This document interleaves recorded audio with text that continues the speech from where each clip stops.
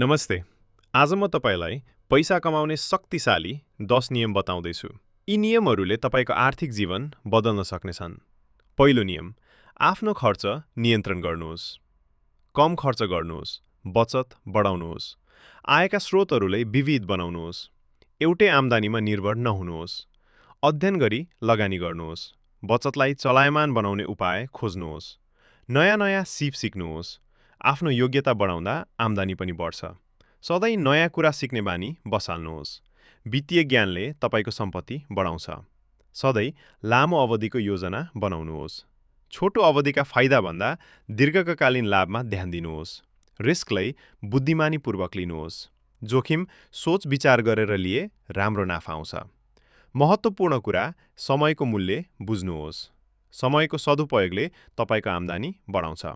सधैँ सकारात्मक सोच राख्नुहोस्।